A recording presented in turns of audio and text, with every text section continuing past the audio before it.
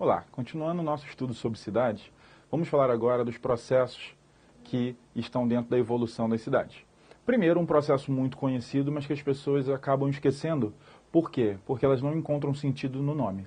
Vamos lá, vamos devagar. Primeiro, a conurbação. O que seria a conurbação? Seria a junção física de cidades, essa junção horizontal das cidades. Como assim? As cidades elas vão crescendo até o ponto onde elas se encontram fisicamente. É aquele típico caso que você muda de cidade e parece que você está apenas mudando de bairro, ou você nem percebe que mudou de cidade. São cidades que você não consegue encontrar claramente o limite. Por quê? Elas cresceram tanto que acabaram se juntando, ou seja, elas acabaram conurbando. Então, conurbação é essa junção física e horizontal de cidades, certo? Elas ficam com esse comportamento contínuo.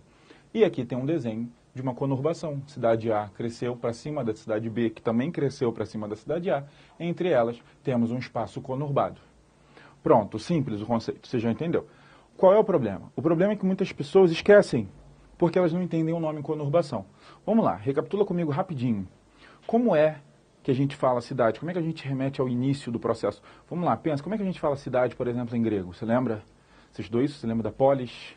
Isso, a polis. Aí você entende, por exemplo, a cidade de Petrópolis, Petrópolis, a cidade de Pedro, Teresópolis, a cidade de Teresa, certo? Então nós temos essa polis grega e nós também temos a cidade em latim. O que é a cidade em latim? Como é? Você lembra? Nós podemos chamar a cidade em latim de urbis, ou simplesmente urbe. E aí você começa a entender, porque você estuda geografia urbana, você começa a entender o que seria um suburbe, um subúrbio. Você começa a entender muitas palavras que você encontra quando nós estudamos as cidades. E entre essas palavras você encontra a conurbação. Repara só comigo, segue essa lógica. O que é conurbação? É a ação ou processo onde a urbe, a cidade, se torna um conjunto. Certo? Lembrando que essa partícula com, ela pode significar companhia, também pode ser entendida como conjunto. Conurbação, conjunto de urbes, o conjunto de cidades. Certo? Esse foi. Agora vamos a continuando. Aqui um conceito importantíssimo, que é o conceito de metrópole, que geralmente é estudado com outros conceitos como megalópole e megacidade. Qual é o cuidado que você tem que ter? Muitas pessoas, quando estudam esses conceitos, começam pelo de metrópole e aprendem o seguinte, que as metrópoles são as cidades que possuem alto grau de influência e importância. O que determina a influência e importância de uma cidade? Quantidade de pessoas, renda, número de atividades, qualidade dos serviços oferecidos, volume de comércio executado, produção tecnológica. Isso tudo determina a importância e influência de uma cidade. E as cidades mais importantes, em diferentes escalas, elas são chamadas de metrópoles. Qual é o erro das pessoas? Você vai aprender metrópole, megalópole e megacidade. Se você já entendeu o que é metrópole, qual é o erro da pessoa? Pô, a metrópole é importante, logo a megalópole é o quê? Muito importante. E a megacidade? Pô, é muito mais importante. Não é, isso não é um Pokémon, gente. Ele não vai evoluindo. Eu estou falando que são conceitos distintos para você não esquecer. Olha só, primeiro, entendemos o que é a metrópole. É uma cidade com alto grau de importância e influência. Aí nós chegamos a um conceito chamado de região metropolitana. O que seria? Aqui no meio, essa mancha grande é a nossa metrópole. Em volta, esses espaços que nós selecionamos, o que são esses espaços? São as cidades satélites. Por quê? Porque são cidades que crescem como se fosse na órbita da metrópole. Ou seja, são cidades que dependem extremamente do funcionamento da metrópole para funcionarem. Essas cidades que crescem em volta, elas têm muitas vezes serviços que elas só encontram na metrópole.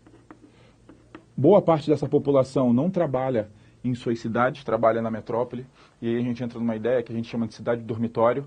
A pessoa ela vai para casa praticamente para dormir, porque ela passa o dia em outra trabalhando. Então a metrópole, ela quando tem esse conjunto de cidades menores em volta, essas cidades satélites, nós chamamos isso de região metropolitana. Então nós temos a metrópole e essas cidades, também chamado de grande. Por exemplo, você tem a região metropolitana de São Paulo, que é a maior que nós temos no Brasil. Tem aproximadamente 39 cidades nessa região metropolitana paulista. Também é chamada Grande São Paulo. E com destaques, por exemplo, o ABCD paulista, que estão nessas regiões. Então, nós temos a região metropolitana ou as grandes áreas das cidades, certo?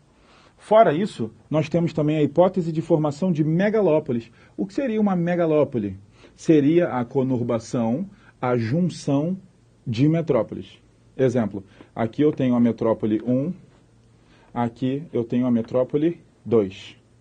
O que aconteceu? Elas cresceram ao ponto de se encontrar. Esse espaço onde elas se encontraram, ocorreu uma conurbação, e quando eu tenho a conurbação de metrópoles, eu tenho uma megalópole.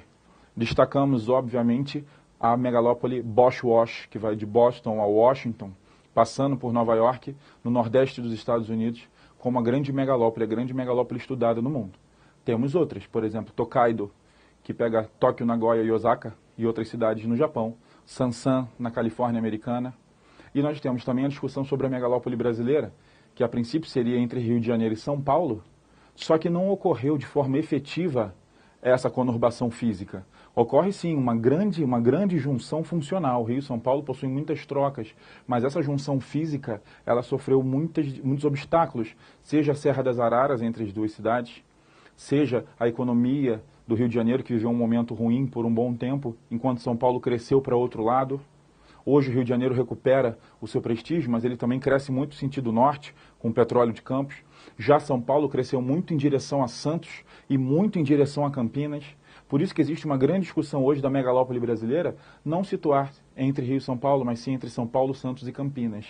Então essas evoluções agora nós já entendemos. A conurbação, a cidade, como nós falamos em outro vídeo, ela não é um organismo 100% planejável. Ela é natural, ela depende de outros fatores e a população determina em parte para onde essa cidade vai. Fora isso, vamos a outro conceito, para a gente fechar essa parte, que é o conceito de megacidade. O que seria megacidade? Importante falar, esse conceito, gente, ele não é qualitativo. Eu não estou falando aqui que megacidades são cidades com alto grau de eficiência ou de influência, não. As megacidades geralmente são cidades muito importantes, mas o que determina é a quantidade de pessoas. Eu chamo de megacidade as cidades que possuem mais de 10 milhões de habitantes. Aí sim, nós entendemos. Quem que nós destacamos? Tóquio, destacamos Cidade do México, destacamos São Paulo. Essas são megacidades, certo? Qual é a tendência de formação de megacidades? Por muito tempo, as megacidades elas eram típicas de países mais ricos. Por quê? Porque eu tinha capitais importantíssimas com grande aglomeração de capital e uma grande atração de imigrantes. Hoje, o que acontece? Como nós já estudamos também, os países mais ricos, eles tendem a crescer de forma bem distribuída, de forma planejada. Então a população ela não vai polarizar na grande cidade. Já países mais pobres ou países emergentes, eles tendem a ter aquele processo que nós chamamos de metropolização. Uma cidade que cresce muito mais que as outras, que atrai muito mais migrantes do que as outras. Nesses países mais pobres, nós temos a formação de megacidades numa velocidade muito maior que em países ricos. Destacamos, por exemplo, Lagos, na Nigéria, que é uma grande aglomeração urbana, também megacidade. Certo? Pessoal, até o próximo.